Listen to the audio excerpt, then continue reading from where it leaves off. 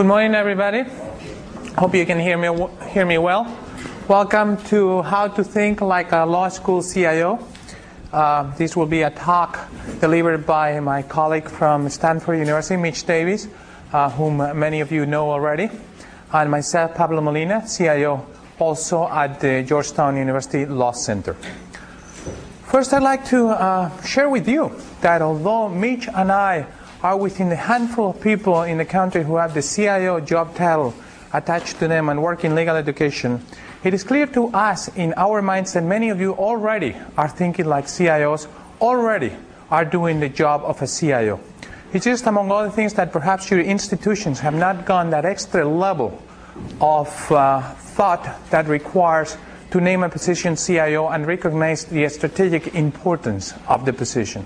So hopefully we'll share a little bit of our experiences here and gain your feedback and your comments about how we can sort of get this snowball effect rolling by which more and more positions begin to be recognized as strategic CIO positions in your law schools. Let me start by taking a brief introductory look at the career path of a CIO, a law school CIO. How do you become one? Well, you're not born a CIO. Hopefully you're born to do better things like being a millionaire golf player or a US president or something like that. But in the end, sometimes you become law school CIO. And this happens basically because you have a life before law school, whether you work in technology in other places. In my case, I worked for a number of years with PC Magazine in Europe, editor-in-chief. Then I had some awkward jobs, such as director of technology for a small multinational company, or even fun jobs, such as director of technology for the zoological park, which was good preparation for law school life. Only difference is that the animals were in cages in the zoo, and here they go to class and they roam in the hallways. And then ended up getting into law school. Not as a student. I am one of the few probably in the room who do not have a JD. I have an MBA, which is also helpful. But I went into law school as director of technology for Washington University in St. Louis. At the time they were putting together a new building, and sounded like a very interesting thing to do. Many other CIOs or lead technology people start either as librarians or students or technology roles, or even administrator roles. We have the example here, the CIO from UCLA, Sean, who's right here, who was a registrar for many, many years and have recently become CIO for UCLA Law School. Then from there, eventually you become the lead technology person in your organization. Be it a director, assistant dean, associate dean, manager of computer services, you have that recognition that you are the person who knows about technology, who manages technology in your institution. And eventually, we hope you'll reach the CIO position or title either within the same institution or sometimes moving to a different institution. I'm not promoting change. I'm just saying this is how it happens. Some organizations need a little bit of change before they go that step forward. And what happens after you're a CIO? Well, we can ask my predecessor, Mark Goldberg, who used to work at Georgetown for a number of years, or we can ask other people. But for example, CIOs tend to go later on to CIO technology roles to other places, nonprofit institutions. Mark Goldberg went to Goodwill Industries as the Chief Information Officer. We have the example of Heather Metry from Columbia, who went to work for, I believe, KPMG as some sort of director of their e-learning initiative. People who go to law firms, people who go to other universities, either in CIO roles or just very high technology roles. So there is life after law school as well. What are the top 10 signs indicating that you are already thinking like a CIO? Well, number one, you pay very close attention to budgets. The bottom line is crucial for you.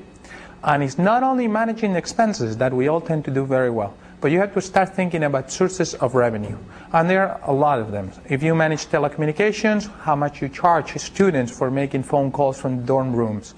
If you manage student printing, how much you recover and make money from the printing. If you're offering services to other university departments, such as webcasting or e-commerce services, how much you charge them for those services. And all of that is revenue that you bring in to improve technology at your institution to fund special projects. Another sign that you're a CIO is because you're very much involved with the technology life, not only running email and phones and the most basic technology services, but you also try to go a step ahead and participate in the technology life of the institution. You participate in panels. Recently we had, for admitted students, a special panel on Nestor discussions, and we all participated there. The CIO has a leading role there, is always involved in all those efforts. Very important. You ask for money.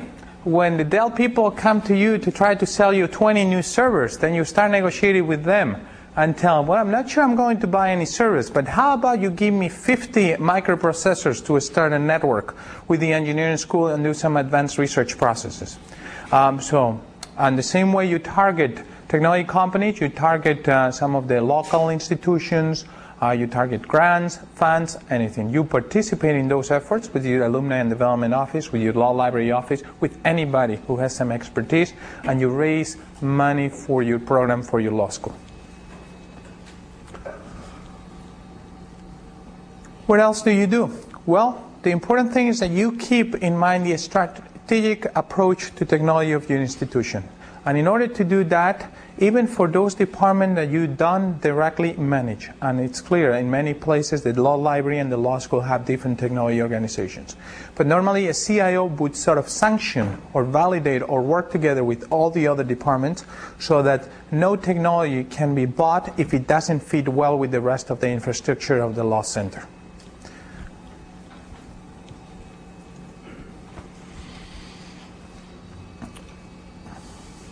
Another sign, number 6, that you are a CIO is sometimes you manage more than just one department.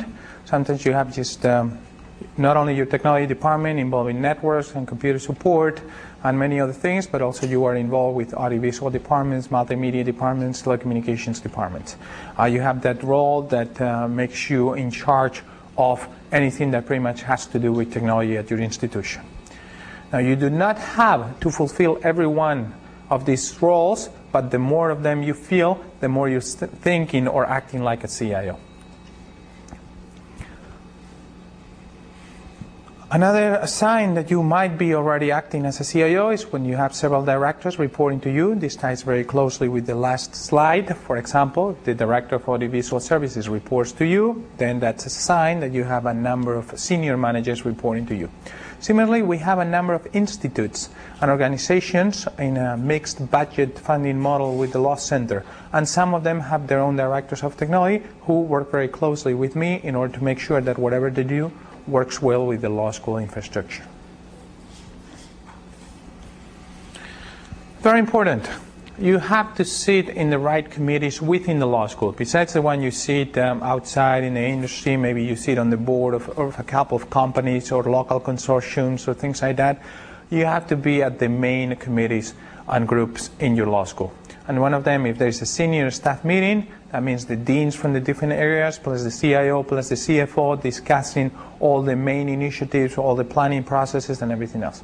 Similarly, you have to be a member of all the technology committees that are appropriate. If there's a faculty technology committee, or a student technology committee, or a staff technology committee, or a combination of them.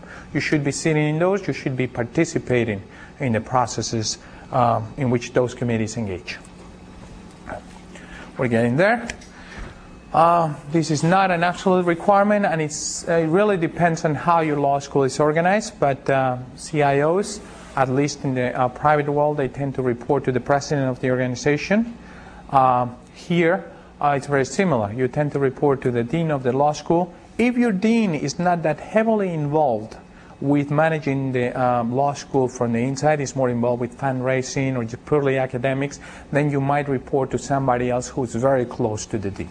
But it has to be a very senior administrator who can champion your projects, who will be behind you, and who can help you navigate the waters of administration and bureaucracy that you might have in your institution.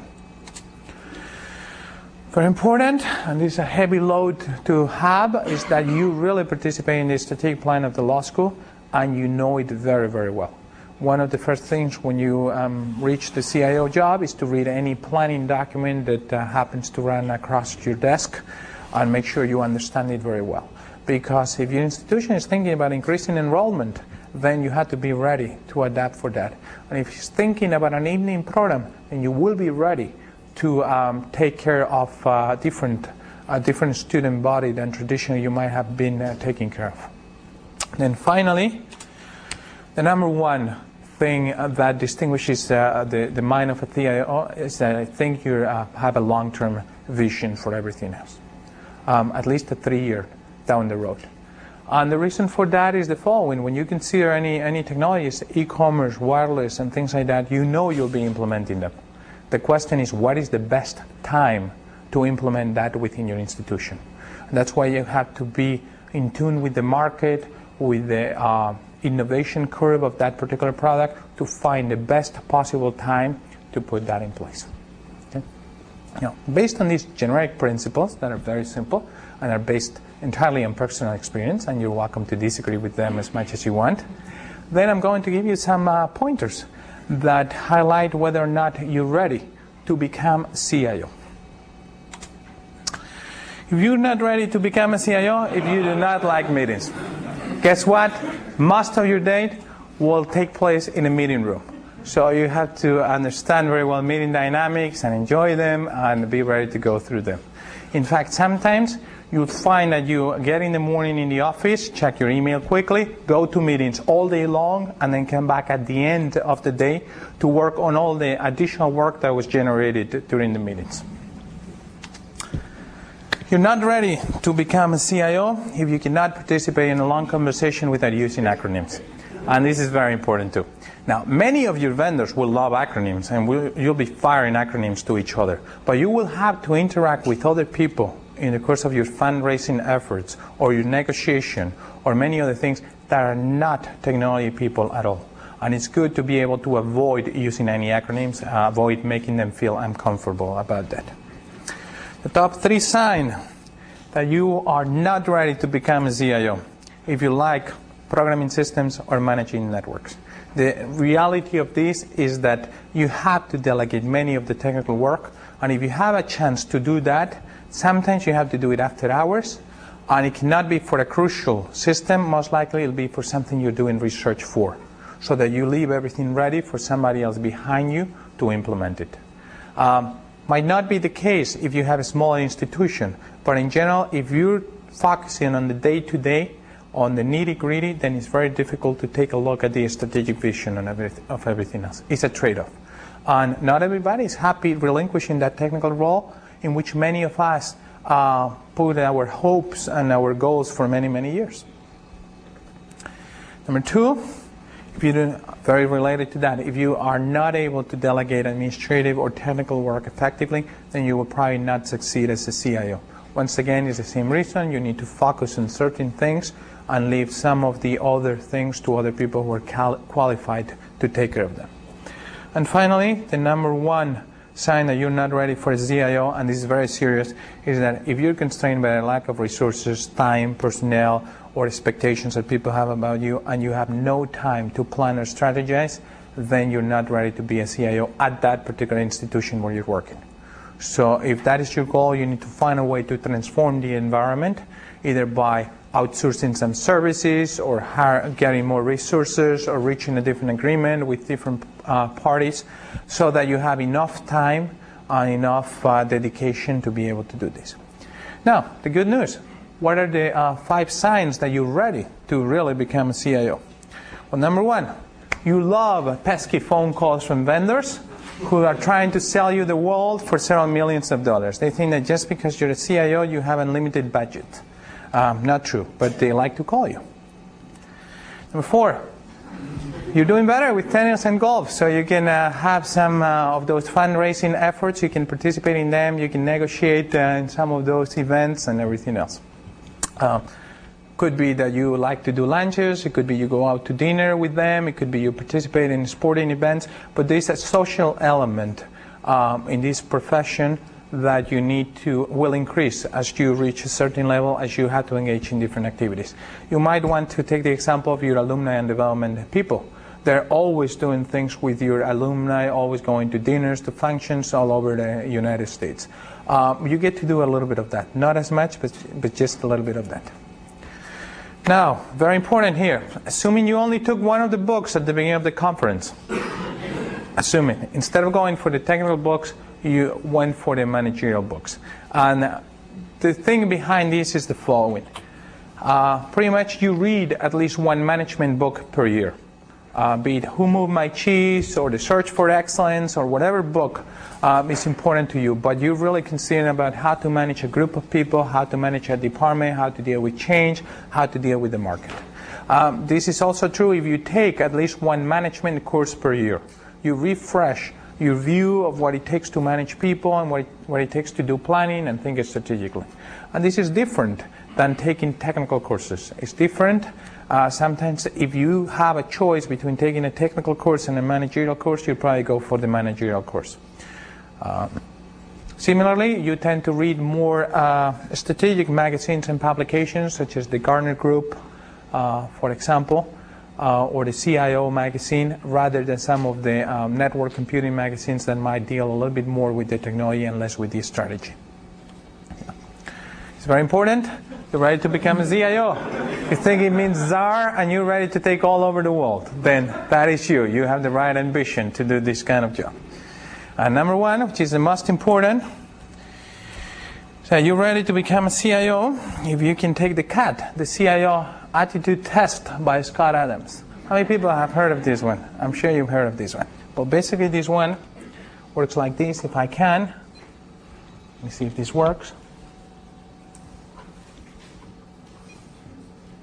All right.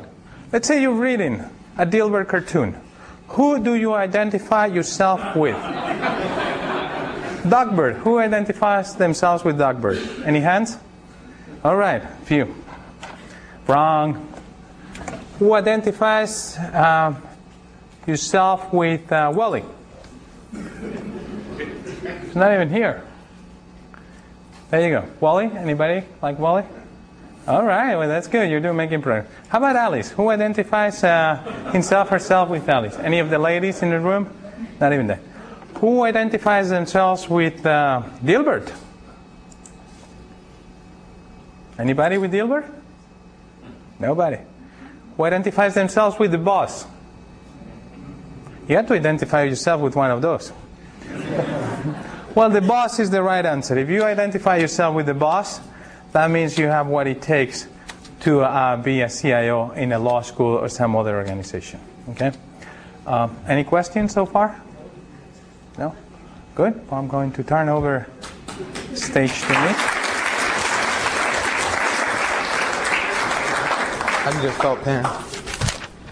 Let's just hide behind the screen here. So I'm just going to fill in where Pablo left off, and although it looks really organized and it doesn't, you plan everything out during the day and there aren't any problems and you can go right down that list and be a CIO, that's not exactly the case all the time. Talking to the camera. So pretty much I was going to give you an idea of what my Monday was going to look like. I have been gone for 4 days, so everybody's calling and emails are coming in, and we've got a new classroom renovation. I have 3 campus-wide projects, 4 law school projects running on right now.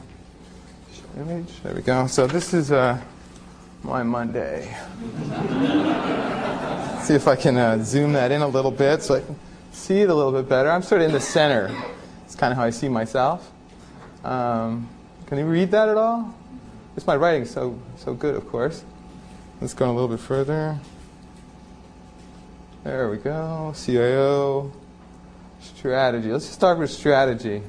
Well, number one, academic strategy. We're going through 3 plannings right now. One of them is sort of an academic look at the library. And we're looking at staffing issues in the library. We're also thinking of hiring technical people into the library to take over the technical aspects. We're going to build this new building called the Information Resource Center, or the Collaborative Learning Resource Center. We haven't got a name yet. We're not quite sure. So we've been meeting, and we have a white paper due in 2 weeks, and so far we've met 3 times. But we've all communicated by email, but it's due. We all are still going to sit down, I think, Tuesday, and we're writing this thing.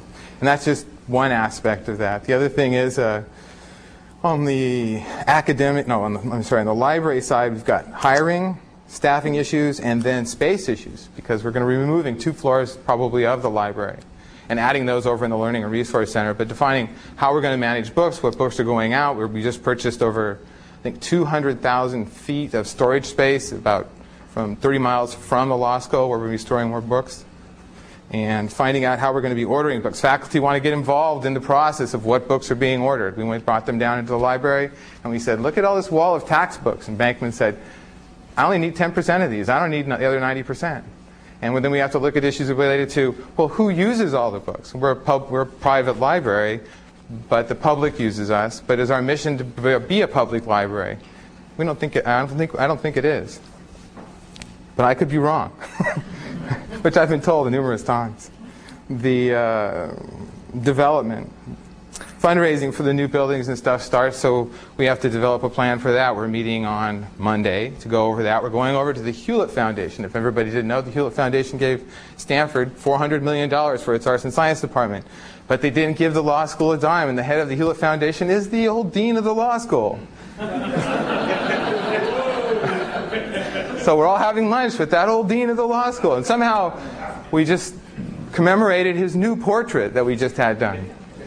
Can't imagine why that all of them got done. He has to pay to get the mustache taken off. Right. No, he even commented how good he looked. And then web issues. We have this whole content transformation engine. We want to be able to provide web content to all of the different devices that we have at the law school. So we've been working on this piece of hardware with a company to do that. Our website will be available to WAP phones and to PDAs, and we don't have to recode it. We can set rules that allow our website to move into those devices or be blocked for various information.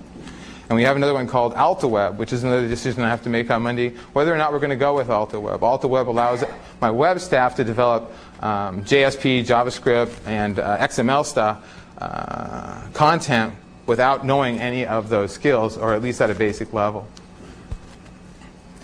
And let's go to another piece here. Campus. I also work with campus. I'm involved in a whole process. We're redoing all of IT at the campus. We've got 540 people that are involved in IT at campus level, and we're going to restructure the whole department because we don't feel it works very well. So that's due in 3 weeks. We have that paper due to the president. Web planning. I'm involved in web planning for the whole campus.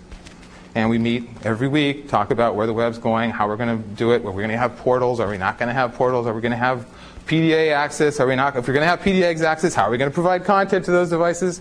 And that's like, I'm into day 2. And then we have an IP telephony project that we're going on right now, that we're moving IP telephony into various institutions. We're also at the same time putting in a gigabit backbone between the graduate schools, and we're also putting in an optical backbone. And that's outside of what the university is doing. The university, and you guys probably have the same problem, is the law school in some sense and technology is moving faster than the university. And then you have IT back there, dragging their heels, screaming and yelling that you're doing everything wrong. And I think the nickname for me is I'm a cowboy. And you got to stay away from that mix. Well, it so happens now that all the graduate schools have turned into a little OK corral. And we're asking IT, campus IT to come to the plate. Well, and it just so happens that the person that we represented and supported is now the CIO of the university. And he's working with us to form a group that's going to change IT at the university. So if you think IT can't be changed, attitudes can't be changed at the university, they can, with a group of people who are motivated. And right now, they have a CIO at the law school, same institution at the business school. They're hiring one at the medical school. The medical school was completely gutted. Their whole IT staff and all associate deans were fired just because of a project they did, and they misappropriated close to $90 million in IT funding. Anyway, I don't know if I should be telling everybody this, but they're rehiring a whole new staff, and this new staff is going to be involved in this project, and they're much more organized and hooked into the other graduate schools. And the engineering school is coming online.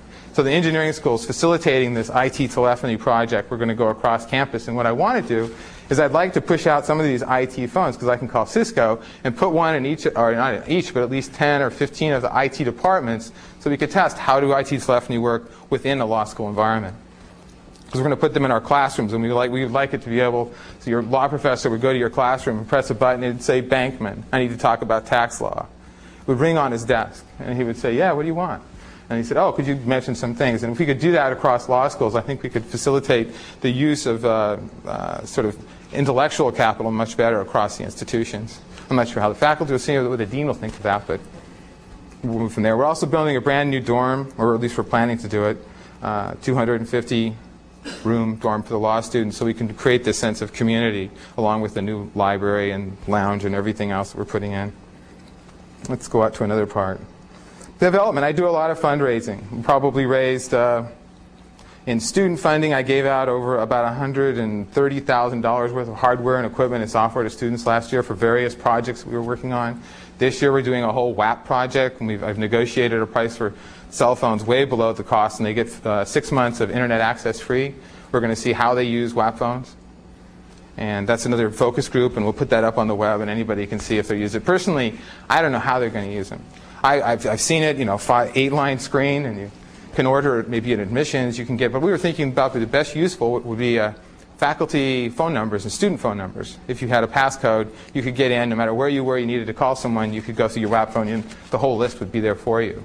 So we're trying to find things we would work with those types of technologies, and we're having, again, 5, maybe 8 law firms, Wilson Sonsini and some other ones, joining in that. So we'll have a group of 5 to 10 lawyers who will also be part of that project to see how they benefit. We work closely with a lot of law firms. We also I do consulting. In my job as a CIO, I have every Friday off to do consulting with any group of people I choose to. I usually do nonprofits. We're doing the East Palo Alto Clinic right now. I've done NetCore. I've done. I do some work with elderly. I help use technology to facilitate their good health somewhat. I was talking about this thing called Sport Brain. I don't know if anybody was at that session, but it's this device that tracks what you do during the day. And monitoring elderly when they get sick and stuff like that is difficult at home, but they do a lot of home care. So this little $80 device that has no monthly fee will actually track what they've done during the day. So the doctor can look on a website and see what they've been doing. Anyway, so I just put this up here to sort of facilitate the conversation. Also in AV, I have to hire an AV guy and I have to write his job on Monday. So I need to get him hired so we can go ahead and get him trained before the classrooms are done. Because the classrooms are done in August, and it'd be nice that they know how to use the equipment when we bring it up. So it's sort of what I consider it is sort of a managed chaos. In fact, in my office I have the word chaos, but it's misspelled, and I always ask people, what does that say? And I don't know. I said, well, fix the letters. It spells chaos. And that's my job every day, and I just kind of change the letters around and spell the right word. And just keep going. So if I just wanted to use this right now to start questions. So if you have questions for Pablo or for me, then go ahead.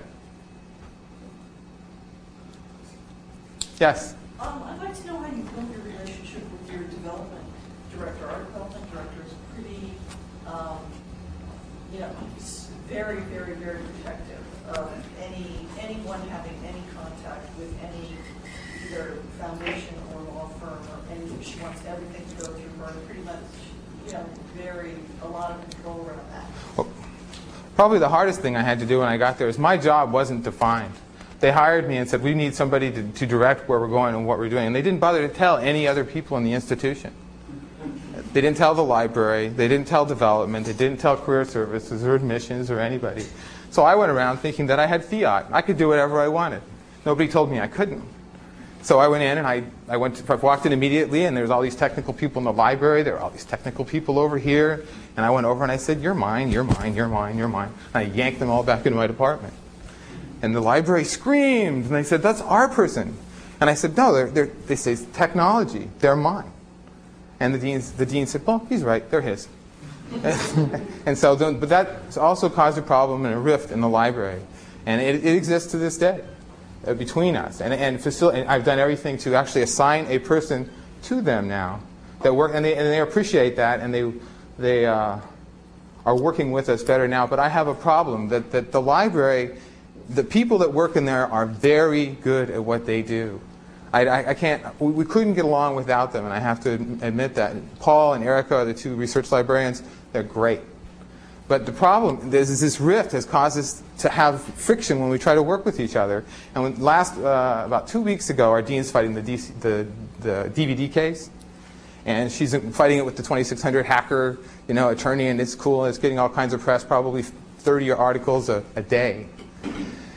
Well, we started putting those articles up, but who was better to put up that article and really organize that stuff and put it up in such a way that it's accessible? The library. So I told Kathleen that. Kathleen called the library in. That was up in 2 hours. It was perfect. It stayed updated. Everything was right. And that's the first time they worked together. And I think that's the first time the library and the technical web staff said, hey, we can do some really great things if we work together. And I'm hoping that that one project sort of facilitates a more unified look at what the two groups can do together. Because the library and the law school were insulated from each other when I got there. And I knew that that couldn't stay that way. And if you have law schools right now that are insulated that way, and between the library, you're really doing your library and the law school a disservice by not working together. To follow up on your question regarding the relationship with development, 2 issues to that. Number one, a lot of fundraising we do is with people who have nothing to do with the law center. So that means for those organizations, we do not need to go through our development office. For those things that we do with alumni of either the law center and or the university, we work with the development office. And the good thing is that, as I mentioned before, the dean is 100% behind these, and she would come up with ideas and meet with the development person and myself and say, well, let's start thinking about this Institute for Law and Technology. Let's start thinking about how can we fund some of the technology in the new buildings using donors earmarked for these. Let's see what donors are interested in providing services or products to students. And then we work very, very closely with them. We go through them for everything, but they're very understanding, and we're all in the same boat. And I can go to each group. Admissions was the same thing. We had software that they were running, and I changed the software they were running because I didn't think it was working. We went to PeopleSoft, and they wanted to stay with whatever they were using. And I said, no, we're going to PeopleSoft. I'll manage it. I'll work out a contract with campus. And what I worked out with campus was that they will support us indefinitely. And if anything affects their bottom line as to what we're doing right now, they have to provide people, programmers, whatever it takes to keep us functioning at that level. We have 2 new people working at the law school the campus is paying for. PeopleSoft is hell. But if you can get an agreement like I got, and it's indefinite, so if anything goes wrong, programming doesn't work, we pull out our little piece of paper, which I've done about 3 times now. Right there it says indefinite. Give me another person. We don't have anybody that does Brio, so you need to provide us someone. And that wasn't part of our original contract. Same thing with career services. Career services, you guys probably had this problem when Taylor Solutions sort of died. And they had this thing, where are we going to go? What are we going to do? And they wanted to go with tailored solutions. And I said, well, if you look at tailored solutions and the solutions that they have out there, that's going to fail. We're going to go over here. It's not the best company, but that company is dying to get us right now. They aren't going to do anything for us if we come on when everybody else comes on. And they did. They did a lot of custom programming for us. And so that ended up working out. It's still not the best solution. We provide some other software solutions on the other side. And on development, they're overjoyed. According to the CFO last year, I was the highest fundraiser for anyone at the law school. I brought in close to, I think it was like $500,000 of various funds and software and hardware and stuff. So they're pretty happy with what I do. If I go into an institution that they never talked to, they've never talked to tech institutions before they ever talked to his alumni. So I go into a tech institution like IBM or Cisco. When I went into Cisco, I go to the database that we created because they needed one. They just typed in, well, let's see, who's at Cisco? And I found, oh, the general counsel is graduate from Stanford. And I said, well, I'll go talk to him. And it was Mark. I went up and talked to him, and I brought up there people we were working with. And Mark ended up saying, this is a good project. And we couldn't get any donation from Cisco, other than they cut our price almost in half. But he gave us the money to buy the network that we just put in, and that network was about $1.2 million. And we wouldn't have been able to do that with the funding I already had. So what I do is I go to institutions, even with IBM. This year, because of all the building and stuff that we're doing, we needed to create funding to keep my budget, because my budget was cut like $150,000. And I needed to do desktop upgrades. So I go to IBM, I said, I need a one-time help here. We've been working with you 3 years. And they came through and basically supplemented half my budget by just on purchasing desktops, by giving me a donation of half the systems almost, at least at a price point that I could do that with. And what else? Other questions? Yeah.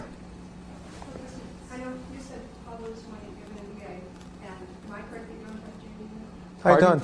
don't. I'm probably one of the few people in technology management in law schools who do not have a JD, and I assume that eventually everybody will need to have one.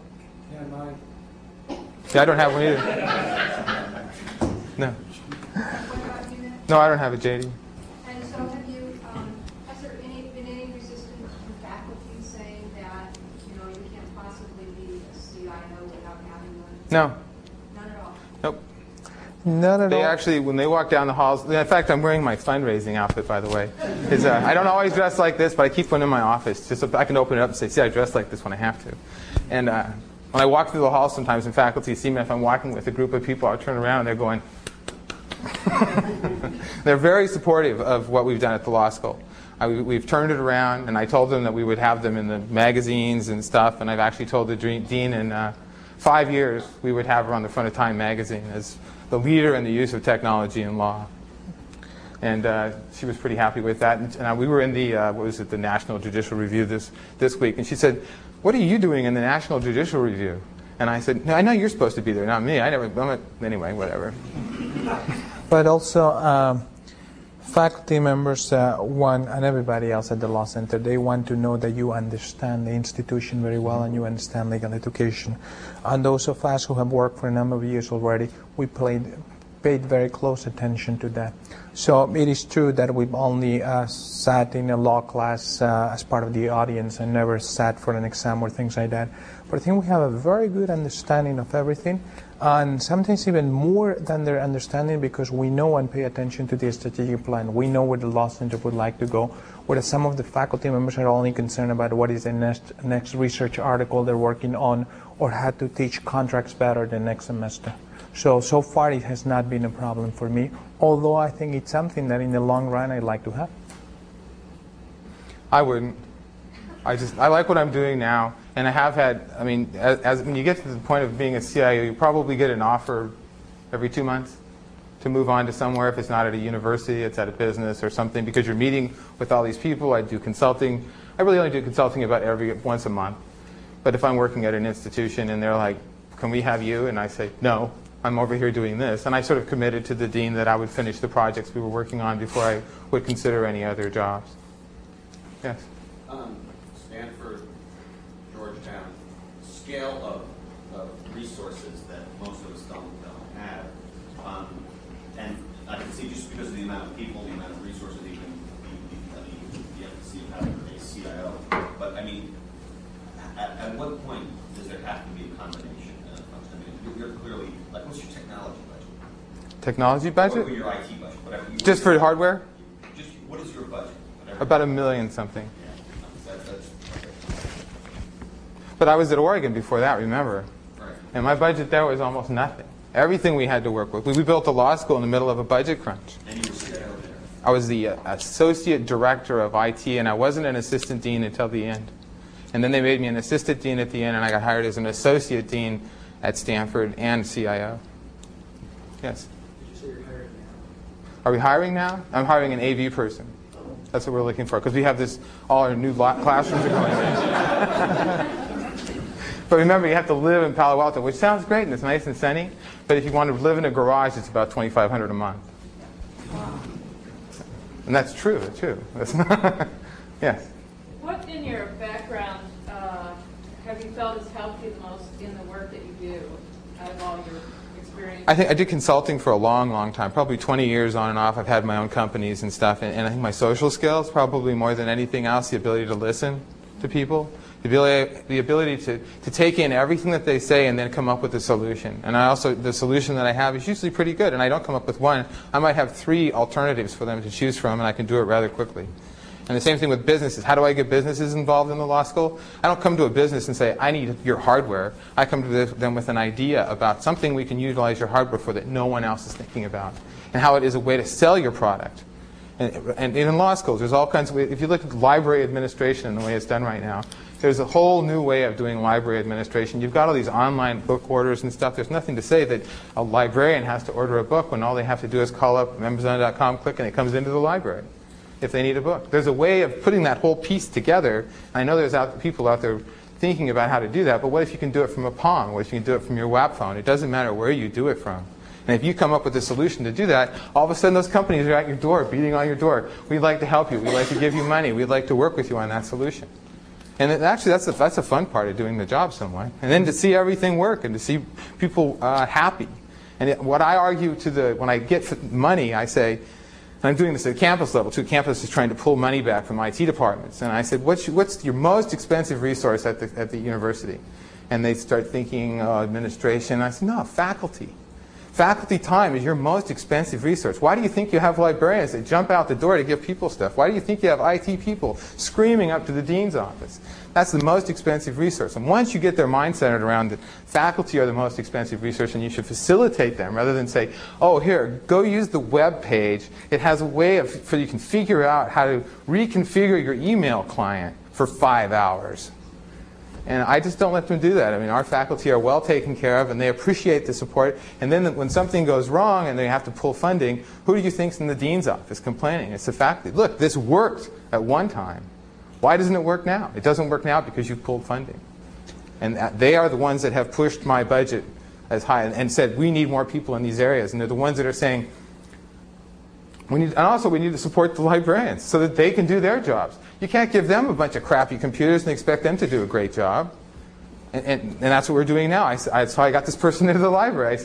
I said, the same type of service that we provided to the faculty, which they recognize, I'd like to provide to the librarians. The librarians should be able to pick up a phone and say, I'm having problems. Could you come down and help me?